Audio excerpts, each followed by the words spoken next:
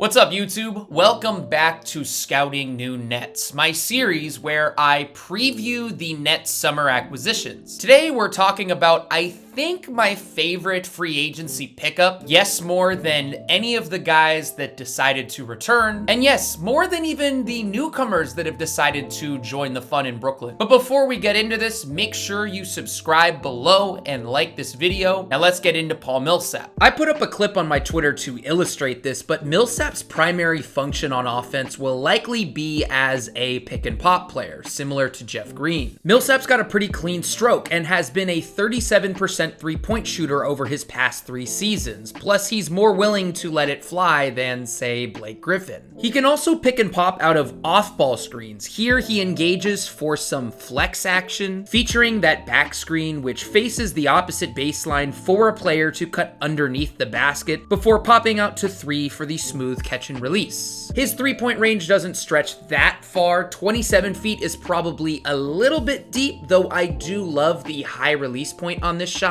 However, Millsap is not the same relocation specialist that Jeff Green was. Running into a three-pointer like Jeff Green did in the previous clip is a little bit out of Millsap's wheelhouse. And holistically speaking, he's mostly a pick and pop player. Because of his lack of lift, he just doesn't really pressure the rim on rolls to the basket. In situations when the Nuggets ran a pick and pop and the defense didn't switch, if Millsap's defender, usually a center, ran him off the line, Millsap couldn't really make him pay on the drive due to a lack of speed. Here's a great example. Dario Saric recovers to Millsap's pick and pop and runs him off the line. And notice how little space Millsap is able to generate on his drive. And plays like the ones we just saw were a big reason he shot such a lower percentage off drives. For reference, you want to be closer to 50% off drives for statistical efficiency. And if he tries to post up centers after they run him off the line, he doesn't really have the size nor strength to hurt his matchup, and thus gets forced into taking jumpers. Now, if the defense does switch, putting a smaller player on Millsap after the pick and pop, then he can do his damage, taking his smaller matchup down to the block a la Blake Griffin or LaMarcus Aldridge. Bulldozing smaller players was a big reason he graded out so positively as a post-up player. But Millsap has got more than just brute strength when posting up. Silky spin moves highlight his game. He's got jab fakes, which can pair nicely with his turnaround hook.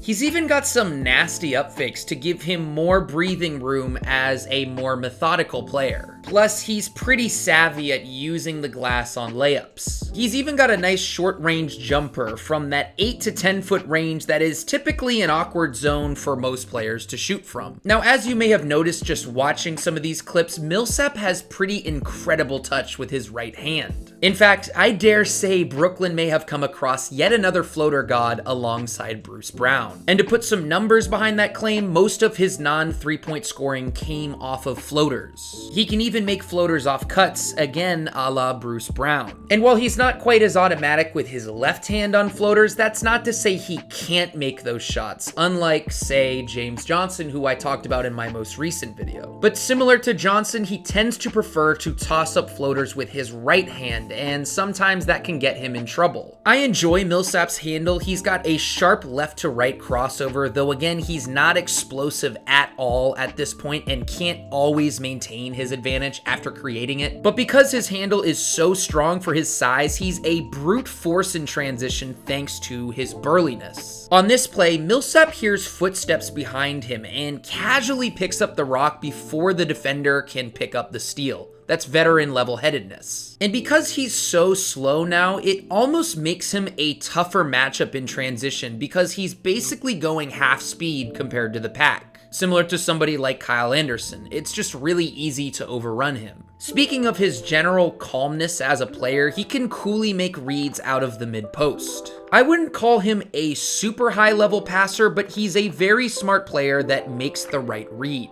I would describe Millsap as more of a connecting piece than a primary initiator, and this is a great example of his IQ. Gordon Hayward is left to guard 2 players, Millsap and Will Barton. So Millsap cuts to the middle of the floor to give Nikola Jokic a better angle for the pass before making the read to Barton in the corner after Hayward helps over. Millsap will miss advanced passes passes here and there. First, a possible bounce pass to the cutting Will Barton, and then the kick out to JaMychal Green in the corner. But for the most part, he's solid, and he's got some equity as a dribble handoff guy as well. Plus, he never really turns the ball over. Evaluating Millsap's defense was a little tricky just because of the scheme he was in. The Nuggets utilized their bigs in a hedge and recover pick and roll coverage, where after their guards were nailed by a screen, the big man, Millsap in this clip, would jump out toward the ball handler to slow him down while Denver's guards recovered back into the play. Let's see that again, and you'll notice it basically functions as a very brief switch onto Trae Young and then a switch back onto Millsap's original assignment, Clint Capella. Now, because Millsap's a little slower at this stage in his career, recovering back to his original assignment proved to be a pretty strenuous task. But in Brooklyn's scheme, he wouldn't even have to recover back to his original assignment, given that Brooklyn switches pretty much everything and then just stays that way. And because Millsap won't have to recover or even just fly around as much defensively, I actually am pretty high on how he'll look in Brooklyn's switching defense. Now, switching comes with its negatives, and he'll be forced to guard smaller, quicker players on switches, and I worry about how this will look given his lack of burst. Trae Young immediately attacks Millsap's front foot, and Millsap is cooked after the Nuggets switch this pick and roll. And here, Young again preys on Millsap, burning the 36-year-old when he sticks in a hand for the steal. And then, of course, the natural counter to a switching defense is the big man slipping his screen before the defense can react, which is another way that teams may pick on the plotting Millsap in pick and roll situations. Where he makes up some ground as an on-ball defender is his incredibly quick and strong hands while getting low in his stance. I'd wager that Millsap has some of the quickest hands in the league, in the same class as someone like Kawhi Leonard. Check out how Millsap bothers Luka Doncic on the switch simply by dislodging the ball from his hands. Watch closely and you can see how fast he sneaks in a second swipe at the ball right about here. And while he isn't as robust of a post defender as James Johnson, he's much more upright when banging bodies, for example. Those quick hands aid him. And generally speaking, those quick hands are a big reason he's such a productive steals artist, even at this stage of his career. Off the ball, the best way to describe Millsap is experienced. Here, he completely abandons his man Torrey Craig, a low-volume shooter, to tag DeAndre Ayton on the roll, forcing one hell of a skip pass from Chris Paul. And personally, I love the way he shades or shows early help to remove the possibility of a player, Carmelo Anthony here, breaking free for a baseline layup. And here he is again shading early help as the low man to give Norman Powell no other options but a pull-up jumper. Millsap just knows exactly where to be as a team defender. Now, the one problem with Millsap as a help defender is that his stature combined with his lack of verticality means that he isn't exactly a huge threat to block shots. Here's a great example of his lack of lift. And he's certainly prone to what I call old man closeouts because of how lumbering he is. And even when he lightly stunts at the ball handler, recovering back to his man can be quite the ask. But I wanted to end on a high note about his off-ball defense. I absolutely love that Millsap digs down on post-up players with both hands. A very unique skill and far more effective when dislodging steals. We have to finish things out with Millsap's rebounding, which I think is his most underrated trait, especially as an undersized big man. The dude just tries on the glass, a welcome sign for the Brooklyn Nets, if you catch my drift. He's great at gaining inside position for the rebound while being physical. Check it out here, how he slyly puts a shoulder in Rondae Hollis Jefferson's back to get prime positioning. And because he has such great hand-eye coordination with his right hand, he can rip down offensive boards in traffic with one hand. He's also great at tipping the ball to himself to secure the board in a crowd, evidence of that hand-eye coordination. And because of his incredible basketball IQ and spatial awareness of the floor, he can tip the ball to teammates because he always knows where his guys are, even if that teammate is lost in a tightly packed crowd. I don't want to frame Millsap as an elite rebounder because he's not, but for his size, I was incredibly impressed by his fearlessness,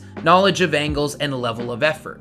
To be honest with you guys, I had a kind of tough time getting a feel for Millsap as I was watching these games and gathering these clips just because of how understated he is as a player. And really, it wasn't until I was putting the final touches on editing this video the first time around that I realized, wow, this dude's a really awesome player. Offensively, he'll fit right in with the Nets' vision for their bigs. Picking and popping, and then if the defense switches, he can take smalls down to the block and bully them. And then defensively, I think Brooklyn's switch everything scheme will be pretty flattering for Millsap. He won't have to recover back to his man as he did in Denver and expose that lack of foot speed. He knows his rotations as a defender, showing early help, as I mentioned, which was something that literally nobody did on the Nets last year aside from DeAndre Jordan, who did it poorly. And then the rebounding. Yes, some rebounding. We'll see if he declines further in Brooklyn, but for 10 to 12 minutes a game, I could easily see him being the steal of free agency. And with that, thank you for watching. If you enjoyed this video, be sure to give it a like and subscribe, and go ahead and share this on Twitter and Reddit. If you enjoy my content, go ahead and follow me on Twitter. The link is below. And then check out my new podcast, The Clear Out, through Blue Wire Podcasts. I just had my Nets Daily teammate Chris Mulholland on the show to talk about Nets Media Day, giving you all a first-person perspective of what was a pretty eventful day. So go ahead and check that out below. There is an Apple Podcast link as well as a Spotify link. Oh, and I've also left a link to my Patreon below, which effectively acts as my lifeline this year. Think of it as my tip jar, but it does allow exclusive access to my videos 12, sometimes 20 hours early. That's all I got today, folks. Thank you guys so much for watching, and I will see you guys next time. Peace!